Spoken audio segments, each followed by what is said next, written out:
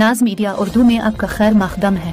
इस वीडियो को पेश करने में ताउन किया है यूनाइटेड हॉस्पिटल सपना मल्टीप्लेक्स के करीब गंपा रोड बेदर, healing tree hospital, multi super speciality बेदर, अहमद टूरिस्ट एंड ट्रैवल्स हज और उम्रा सर्विसेज। आपकी खिदमत हमारे नजर में किसी इबादत से कम नहीं, आपका एतमाद ही हमारी कामयाबी है।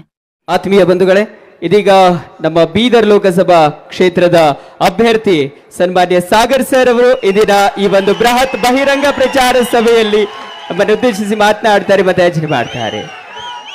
ಸರ್ ಕಾರ್ಡ್ಲೆಸ್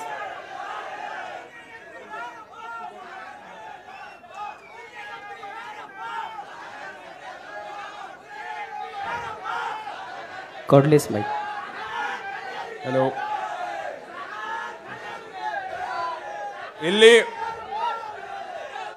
ಇಲ್ಲಿ ಉಪಸ್ಥಿತರಿರುವ ನಮ್ಮೆಲ್ಲ ಕಾಂಗ್ರೆಸ್ ಪಕ್ಷದ ಹಿರಿಯರಿಗೂ ಮುಖಂಡರಿಗೂ, ವೇದಿಕೆ ಮೇಲಿರುವ ಎಲ್ಲ ಮುಖಂಡರಿಗೂ, ಇಲ್ಲಿ ಆಸೀನರಾಗಿರುವ ಎಲ್ಲ ನಮ್ಮ ಪಕ್ಷದ ಮುಖಂಡರಿಗೂ, ಕಾರ್ಯಕರ್ತರಿಗೂ ಎಲ್ಲರಿಗೂ ನನ್ನ ನಮಸ್ಕಾರಗಳು ಹಾಗೂ ರಾಮನವಮಿ ಹಬ್ಬದ ಹಾರ್ದಿಕ ಶುಭಾಶಯಗಳು ನಾನು ಕೋರುತ್ತೇನೆ.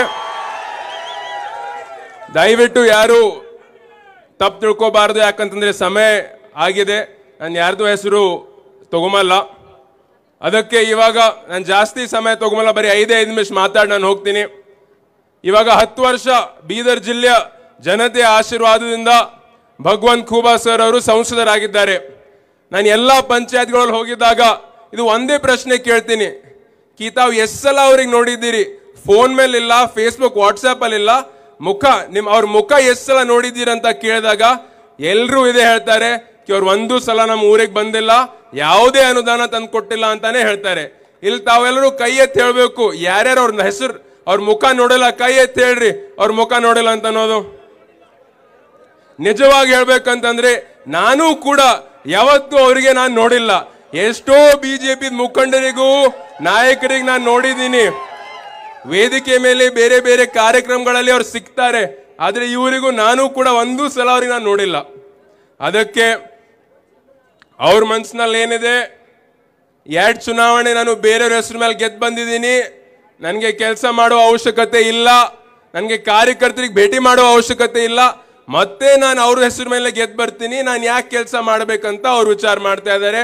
ಅದಕ್ಕೆ ನನ್ನ ವಿನಂತಿ, ತಮ್ಮೆಲ್ಲರ ಆಶೀರ್ವಾದದಿಂದ ನೀವು ನನಗೆ MP ಮಾಡಿದ ಮೇಲೆ, ಡೆಲ್ಲಿಗೆ ಕಳ್ಸಿಕೊಟ್ಟ ಮೇಲೆ 100ಕ್ಕೆ 100 24 ತಾಸು ನಿಮ್ಗೆ ನಾನು ಟೈಮ್ ಕೊಡ್ತೀನಿ, 24/7 ನಿಮ್ ಜೊತೆ ಇರ್ತೀನಿ, ನಿಮ್ ಕೈ ಹಿಡಿದು ನಾನು ಕೆಲಸ ಮಾಡ್ತೀನಿ ಅಂತ ಅಂಬುದು ನನಗೆ ಭರವಸೆ ಕೊಡ್ತೀನಿ. ನಿಮ್ ಕೈ ಯಾವತ್ತೂ ಬಿಡಲ್ಲ ಅಂತೂ ನಾನು ನಿಮ್ಗೆ ಆಶ್ವಾಸನೆ ಕೊಡ್ತೀನಿ. ಈಗಾಗಲೇ ವಿರೋಧಿಗಳು ಹೇಳ್ತಾರೆ ಇವ್ರ ಅನುಭವ ಕಡಿಮೆ ಇದೆ, ಯುವಕರಿದ್ದಾರೆ, ಚಿಕ್ಕವರಿದ್ದಾರೆ, ಅನುಭವ ಕಡಿಮೆ ಇದೆ ಅಂತ ಹೇಳ್ತಾರೆ. ಆದ್ರೆ ನನ್ನ ಅಭಿಪ್ರಾಯ ಪ್ರಕಾರ ಅನುಭವಕ್ಕಿಂತ ಜಾಸ್ತಿ ಏನ್ ಬೇಕು? ಇಚ್ಛಾಶಕ್ತಿ ಬೇಕು ಕೆಲಸ ಮಾಡಕ್ಕೆ. ಜನಸೇವೆ ಇದೆ. ರಾಜಕೀಯ ಅಂತಂದ್ರೆ ಜನಸೇವೆ. ಅನುಭವ ಕಡಿಮೆ ಇದ್ರು, ಅನುಭವ ಎಷ್ಟೇ ಇರ್ಬೋದು, ಎಷ್ಟೇ ಅನುಭವ ಇದ್ರು ಇಚ್ಛಾಶಕ್ತಿ ಇಲ್ಲ ಅಂತಂದ್ರೆ ಕೆಲಸ ಮಾಡಕ್ ಆಗಲ್ಲ. ಇಚ್ಛಾಶಕ್ತಿ ಇತ್ತು ಅಂತಂದ್ರೆ 6 ತಿಂಗಳು 1 ವರ್ಷದಲ್ಲಿ ನೀವು ಕಲ್ಕೋಬಹುದು, ಯಾವುದೇ ನೀವು ಕಲ್ಕೋಬಹುದು, ಯಾವ ರೀತಿ ಕೆಲಸ ಮಾಡಕ್ಕಂತ ಎಲ್ಲ ನಿಮ್ಗೆ ಗೊತ್ತಾಗತ್ತೆ. ಈಗಾಗಲೇ ನಾನು ಅವರಿಗೆ ಓಪನ್ ಚಾಲೆಂಜ್ ಮಾಡಿದ್ದೀನಿ, ತಾವು ಯಾವುದೇ ವಿಷಯ ನೀವು ತರ್ಬೋದು, ಯಾವುದೇ ವಿಷಯ ಬಗ್ಗೆ ನೀವು ಚರ್ಚೆ ಮಾಡಬಹುದು, ನಾನು ಡಿಬೇಟ್ಗೋಸ್ಕರ ನಾನು ರೆಡಿ ಇದ್ದೀನಿ ಅಂತ ನಾನು ಹೇಳಿದ್ದೀನಿ. ಆದ್ರೆ ನನ್ನ ಡಿಬೇಟಿಗೆ ಅವ್ರು ಇನ್ನೂ ಏನು ಚಾಲೆಂಜ್ ಎಕ್ಸೆಪ್ಟ್ ಮಾಡಿಲ್ಲ. ಅದಕ್ಕೆ ನಾನೇ ಅವ್ರಿಗೆ ವಿಷಯ ಕೇಳ್ತೀನಿ, ನಾನೇ ಅವ್ರಿಗೆ ಪ್ರಶ್ನೆ ಕೇಳ್ತೀನಿ, ಅವ್ರು ಉತ್ತರ ಕೊಡಬೇಕು. ನಮ್ಮೆಲ್ಲ ಮಾಧ್ಯಮದವರು ಇಲ್ಲಿದ್ದೀರಿ, ಅದಕ್ಕೆ ಹೆಡ್ಲೈನ್ ಇದೇ ಬರಬೇಕು, ನಾನು ಪ್ರಶ್ನೆ ಕೇಳೋದು, ಅವ್ರು ಆ ಪ್ರಶ್ನೆಗೆ ಉತ್ತರ ಕೊಡಬೇಕು. ಇವಾಗ ನಮ್ಮ ಜಿಲ್ಲೆಯಲ್ಲಿ ರೈತರು ಸಾಕಷ್ಟು ಜನ ಇನ್ಶೂರೆನ್ಸ್ ಪ್ರೀಮಿಯಂ ಕಟ್ತಾ ಇದ್ದೀರಲ್ವಾ? ಇನ್ಶೂರೆನ್ಸ್, ರೈತರಿಗೆ ಬರಬೇಕಾದ ಇನ್ಶೂರೆನ್ಸ್ ಬೆಳೆ ಹಾನಿ ಆದ್ಮೇಲೆ ಬರ್ತಾ ಇದೆಯಾ ಅಂತ ನಾನು ಪ್ರಶ್ನೆ ಕೇಳ್ತಾ ಇದ್ದೀನಿ. ಎಲ್ಲೂ ಬರ್ತಾ ಇಲ್ಲ. ಅದಕ್ಕೆ ನಾನು ಭಗವಂತ್ ಖೂಬಾ ಸರ್ ಅವ್ರಿಗೆ ಪ್ರಶ್ನೆ ಕೇಳೋದಿದೆ. 3 ದಿನಕ್ಕೆ ಒಂದ್ಸಲ ನಾನು ಬೇರೆ ಬೇರೆ ಪ್ರಶ್ನೆ ಕೇಳ್ಕೊತಾ ಹೋಗ್ತೀನಿ. ಮೊದಲನೇ ಪ್ರಶ್ನೆ, ರೈತರಿಗೆ ಬರಬೇಕಾದ ಇನ್ಶೂರೆನ್ಸ್ ಬೆಳೆ ಹಾನಿ ಆದ್ಮೇಲೆ ಯಾಕೆ ಬರ್ತಾ ಇಲ್ಲ ಅಂತ ಅವರೇ ಉತ್ತರ ಕೊಡಬೇಕು. 2019-20 ಅಂಕಿ ಅಂಶಗಳನ್ನು ನಾನು ಹೇಳ್ತೀನಿ, ಈ ವರ್ಷದಿಂದ ಇನ್ನೂ ಬಂದಿಲ್ಲ. ಅಂತ ಸಂದರ್ಭದಲ್ಲಿ ರಾಜ್ಯ ಸರ್ಕಾರದಿಂದ 85 ಕೋಟಿ ರೂಪಾಯಿ ಯೂನಿವರ್ಸಲ್ ಸೋಂಪೋ ಕಂಪನಿಗೆ ಟ್ಯಾಕ್ಸ್ ಹೋಗಿದೆ. ಕೇಂದ್ರ ಸರ್ಕಾರದಿಂದ 85 ಕೋಟಿ ರೂಪಾಯಿ ಟ್ಯಾಕ್ಸ್ ಹೋಗಿದೆ, ನಮ್ಮ ಟ್ಯಾಕ್ಸ್ ಹೋಗಿದೆ. ರೈತರಿಂದ 15 ಕೋಟಿ ರೂಪಾಯಿ ಅವ್ರು ಕಲೆಕ್ಟ್ ಮಾಡಿದ್ದಾರೆ. ಒಟ್ಟಾಗಿ 185 ಕೋಟಿ ರೂಪಾಯಿ ಯೂನಿವರ್ಸಲ್ ಸೋಂಪೋ ಕಂಪನಿಗೆ ಹೋಗಿದೆ. ಈ 185 ಕೋಟಿ ರೂಪಾಯಿನಲ್ಲಿ ರೈತರಿಗೆ ಬಂದಿರೋ ಇನ್ಶೂರೆನ್ಸ್ ಕೇವಲ 70-80 ಲಕ್ಷ ಮಾತ್ರ. 184 ಕೋಟಿ ರೂಪಾಯಿ ಪ್ರಾಫಿಟ್ ಈ ಕಂಪನಿಗೆ ಆಗಿದೆ. ಕೇವಲ ಒಂದೇ ವರ್ಷದಲ್ಲಿ ಏನು ಕೆಲಸ ಇಲ್ದೇನೆ, ಏನು ಇನ್ವೆಸ್ಟ್ಮೆಂಟ್ ಮಾಡಲ್ದೇನೆ ರೈತರಿಗೆ ಇನ್ಶೂರೆನ್ಸ್ ಬೆಳೆ ಹಾನಿ ಆದ್ಮೇಲೆ ಅವ್ರ ಹೆಲ್ಪ್ ಲೈನೇ ಬಂದ್ ಮಾಡ್ಬಿಡ್ತಾರೆ. ಇಂಥ ಸಂದರ್ಭ ಇದೆ. ಇಂಥ ತಂದೆಯವರಾದ ಈಶ್ವರ್ ಖಂಡ್ರೆ ಸರ್ ಅವರು ನಮ್ಮ ಎಲ್ಲ ನಾಯಕರು ಸಾಕಷ್ಟು ಸಲ ಈ ಧ್ವನಿ ಎತ್ತಿದ್ದಾರೆ. ಅದಕ್ಕೆ ನಾನು ನಿಮ್ಗೆ ಆಶ್ವಾಸನೆ ಕೊಡ್ತೀನಿ, ನೀವು ನನಗೆ ಆಯ್ಕೆ ಮಾಡಿದ್ಮೇಲೆ ನಿಮ್ಮ ಧ್ವನಿಯಾಗಿ ನಾನು ದೆಹಲಿಯ ಸಂಸತ್ನಲ್ಲಿ ಎತ್ತು ರೈತರಿಗೆ ಬರಬೇಕಾದ ಇನ್ಶೂರೆನ್ಸ್ ನಾವು ಕೊಟ್ಟೇ ಕೊಡಿಸ್ತೀವಿ ಅಂತ ನನಗೆ ಹೇಳ್ತೀನಿ. ಇನ್ನೂ ಸಾಕಷ್ಟು ಸಮಸ್ಯೆಗಳಿದಾವೆ ಜಿಲ್ಲೆಯಲ್ಲಿ. ಯುವಕರಿಗೆ ಉದ್ಯೋಗ ಇಲ್ಲ. ದಿವಸ 20-25 ಯುವಕರು ಬಂದು ಭೇಟಿ ಮಾಡಿ ನಂದು BA ಆಗಿದೆ, BCom ಆಗಿದೆ, BSc ಆಗಿದೆ, ನೀವು ನಮಗೆ ಜಾಬ್ ಇಸ್ಕೊಡ್ರಿ ಅಂತ ಕೇಳ್ತಾರೆ. ಅದಕ್ಕೆ ನಾನು ನಿಮಗೆ ಭರವಸೆ ಕೊಡ್ತೀನಿ, ನೀವು ನನಗೆ ಸಂಸದ ಮಾಡಿದ ಮೇಲೆ 100ಕ್ಕೆ 100 ಜಿಲ್ಲೆಗೆ ಒಂದು IT ಕಂಪನಿ, ಒಂದು ಫ್ಯಾಕ್ಟರಿ ತಂದು ಮಿನಿಮಮ್ 2 ವರ್ಷ ಉದ್ಯೋಗ ನಾವು ಕೊಡಿಸ್ತೀವಿ. ಇನ್ನೊಂದು ರೈತರಿಗೆ ಸಮಸ್ಯೆ ಆಗ್ತಾ ಇರೋದು ಕರೆಂಟಿನ ಸಮಸ್ಯೆ ಆಗ್ತಾ ಇದೆ.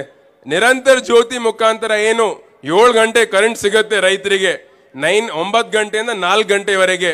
ಅದರಲ್ಲೂ ಕೂಡ 1 ತಾಸು 2 ತಾಸು ಕಟ್ ಆಗ್ತಾ ಇರುತ್ತೆ. ಅದಕ್ಕೆ ಜಿಲ್ಲೆಯಲ್ಲಿ ಒಂದು ಸೋಲಾರ್ ಪಾರ್ಕ್ ನಿರ್ಮಾಣ ಮಾಡಿ ರೈತರಿಗೆ ಬರಬೇಕಾದ current uninterrupted current, continuous current ನಾವು ಕೊಟ್ಟೇ ಕೊಡ್ತೀವಿ ಅಂತ ಕೂಡ ನಾನು ನಿಮಗೆ ಆಶ್ವಾಸನೆ ಕೊಡ್ತೀನಿ. ಸಾಕಷ್ಟು ಹಳ್ಳಿಗಳಲ್ಲಿ ಇನ್ನೂ ನೀರಿನ ಸಮಸ್ಯೆ ಜಾಸ್ತಿ ಇದೆ. ಅದಕ್ಕೆ ಯಾರ್ಯಾರಿಗೆ ಯಾವ್ಯಾವ ಹಳ್ಳಿಗಳಲ್ಲಿ ನೀರಿನ ಸಮಸ್ಯೆ ಇದೆ, ಶುದ್ಧ ಕುಡಿಯುವ ನೀರಿನ ಸಮಸ್ಯೆ ಇದೆ, ನಾವು ಮಾಡೇ ಮಾಡ್ತೀವಿ, ಅದು ದೂರ ಮಾಡೇ ಮಾಡ್ತೀವಿ ಅಂತಂಬುದು ನಾನು ನಿಮಗೆ ಹೇಳಕ್ ಬಯಸ್ತೇನೆ. ಇವಾಗ ಮನ್ರೇಗಾ ಉದ್ಯೋಗ ಖಾತ್ರಿ ತಂದಿರೋ ಪಕ್ಷ ಯಾವುದು? ನಮ್ಮ ಕಾಂಗ್ರೆಸ್ ಸರ್ಕಾರ ಉದ್ಯೋಗ ಖಾತ್ರಿ ಸ್ಕೀಮ್ ತಂದಿದೆ. ಉದ್ಯೋಗ ಖಾತ್ರಿ ಇಲ್ಲ ಅಂತಂದ್ರೆ ಪಂಚಾಯತ್ಗಳಲ್ಲಿ ಯಾವ ರೀತಿ ಚುನಾವಣೆ ನಡೀತವೆ, ಅಧ್ಯಕ್ಷಗೋಸ್ಕರ ಬೇರೆ ಬೇರೆ ಸದಸ್ಯರಿಗೋಸ್ಕರ, ಅದು ಆಯ್ತಿದ್ದೇನು? ಆ ರೀತಿ ಚುನಾವಣೆ ಅವ್ರು ಕೆಲಸ ಮಾಡ್ತಿರೋ ಉದ್ಯೋಗ ಖಾತ್ರಿ ಇಲ್ದೇನೆ ಕೆಲಸ ಆಯ್ತಿದ್ದೇನು? ಕೆಲಸ ಆಗೋದು ಪಂಚಾಯತ್ಗಳಲ್ಲಿ ಉದ್ಯೋಗ ಖಾತ್ರಿಯಿಂದನೇ ಆಗ್ತಾ ಇದೆ. ಮತ್ತೆ ನಮ್ಮ ಪಕ್ಷದ ವತಿಯಿಂದ ನಾವು ಏನ್ ಗ್ಯಾರಂಟಿ ಕೊಡ್ತಾ ಇದೀವಿ ಅಂತಂದ್ರೆ, ಇವಾಗ 349 ರೂಪಾಯಿ ಏನ್ ಸಿಗ್ತಾ ಇದೆ ಅದಕ್ಕೆ ನಾವು 400 ರೂಪಾಯಿ ಮಾಡ್ಕೊಡ್ತೀವಿ ಅಂತ ಅನ್ನೋದು ನಾವು ನಮ್ಮ ಪಕ್ಷದ ವತಿಯಿಂದ ಗ್ಯಾರಂಟಿ ಕೊಡ್ತಾ ಇದೀವಿ. ಇವಾಗ 5 ವರ್ಷ ಏನೇನು ನಮ್ಮ ಪಕ್ಷದ ವತಿಯಿಂದ ನಾವು ಗ್ಯಾರಂಟಿ ಕೊಟ್ಟಿದ್ದೀವಿ, ಎಲ್ಲಾ ಗ್ಯಾರಂಟಿ ಕೂಡ ಲಾಗೂ ಆಗಿದ್ದಾವೆ. ಎಲ್ಲ ನಮ್ಮ ತಾಯಂದಿರಿಗೆ ಸಿಗ್ತಾ ಇದೆ. ಅದಕ್ಕೆ ನಾವು ನುಡಿದಂತೆ ನಾವು ನಡೆದಿದ್ದೀವಿ. ಹಿಂದೇನು ನಾವು ಕೆಲಸ ಮಾಡ್ತಾ ಬಂದ್ವಿ, ಮುಂದೇನು ನಾವು ಕೆಲಸ ಮಾಡ್ತೀವಿ. ವೇದಿಕೆ ಮೇಲೆ ಉಪಸ್ಥಿತರಿರುವ ಎಲ್ಲ ನಾಯಕರ ಆಶೀರ್ವಾದ, ಇಲ್ಲಿ ಉಪಸ್ಥಿತರುವ ಎಲ್ಲ ನಮ್ಮ ಪಕ್ಷದ ಮುಖಂಡರು, ಕಾರ್ಯಕರ್ತರು, ಬೀದರ್ ಜಿಲ್ಲೆಯ ಜನತೆಯ ಆಶೀರ್ವಾದ ನನ್ನ ಮೇಲೆ ಇದೆ ಅಂತ ನನಗೆ 100ಕ್ಕೆ 100 ನನಗೆ ಗೊತ್ತಿದೆ. ಇವಾಗ एक ही बात मैं बोलता हूं, मैं ऐसे काम करूंगा, मैं बीदर का नाम 100ಕ್ಕೆ 100 में रोशन करूंगा. कभी भी ऐसे काम नहीं करूंगा कि आपके सर झुकना पड़ेगा. ऐसे काम करूंगा कि आप सर उठाकर गर्व से बोल सकते हो कि सागर खंड्रे हमारे MP है बोलकर. और हमारे देश में इडी ದೇಶದಲ್ಲೇ ಎಲ್ಲಕ್ಕಿಂತ ಕಿರಿಯ ವಯಸ್ಸಿನ ಅಭ್ಯರ್ಥಿ ನಾನೇ ಆಗಿದ್ದೀನಿ. ಎಲ್ಲಕ್ಕಿಂತ ಕಿರಿಯ ವಯಸ್ಸಿನ ಅಭ್ಯರ್ಥಿ ನಾನೇ ಆಗಿದ್ದೀನಿ. ಅದಕ್ಕೆ ನಿಮ್ಮ ಆಶೀರ್ವಾದದಿಂದ ನನಗೆ ಡೆಲ್ಲಿ ಕಳಿಸ್ಕೊಟ್ಟಿದ ಮೇಲೆ ನೀವು ಡೆಲ್ಲಿಯಿಂದ ಕಾಶ್ಮೀರಿಂದ ಕನ್ಯಾಕುಮಾರಿವರೆಗೂ ಯಾರೇ ಕೇಳಿದ್ರು ಕಿ ಯಂಗೆಸ್ಟ್ MP ಎಲ್ಲಕ್ಕಿಂತ ಕಿರಿಯ ವಯಸ್ಸಿನ MP ಎಲ್ಲಿಂದಿದ್ದಾರೆ ಅಂತಂದ್ರೆ ಬೀದರ್ ಜಿಲ್ಲೆ ಹೆಸರು ಬರುತ್ತೆ ಅಂತ ನಾನು ನಿಮಗೆ ಆಶ್ವಾಸನೆ ಕೊಡ್ತೀನಿ. ತಾವೆಲ್ಲರೂ ಇಷ್ಟು ಹೆಚ್ಚಿನ ಸಂಖ್ಯೆಯಲ್ಲಿ ಇಷ್ಟು ಬಿಸಿಲಲ್ಲಿ ಬಂದಿದ್ದೀರಿ, ಶೆಕೆ ಆಗ್ತಿದೆ, ಎಲ್ಲರೂ ನಿಮ್ ಖರ್ಚು ತಗೊಂಡು ಈಗ ಮಾಡ್ತಾ ಇದ್ರಿ, ನಮಗೂ ಎಲ್ರಿಗೂ ಶೆಕೆ ಆಗ್ತಿದೆ.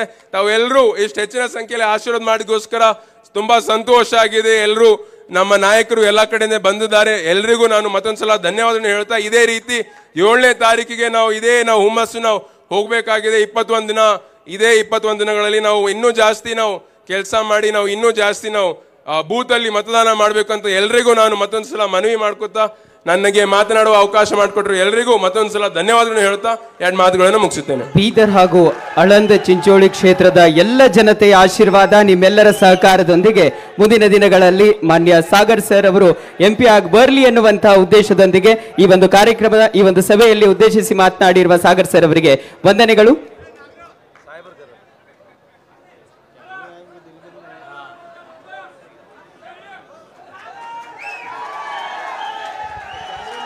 ಸಾಗರ್ ಸರ್ ಅವರಿಗೆ ಜೊತೆಗೆ ಅನಂತ ಧನ್ಯವಾದಗಳನ್ನ ತಿಳಿಸ್ತಾ ಇದೀಗ ನಮ್ಮ ರೇವನಾಯಕ್ ಬೆಳಂಬಗಿ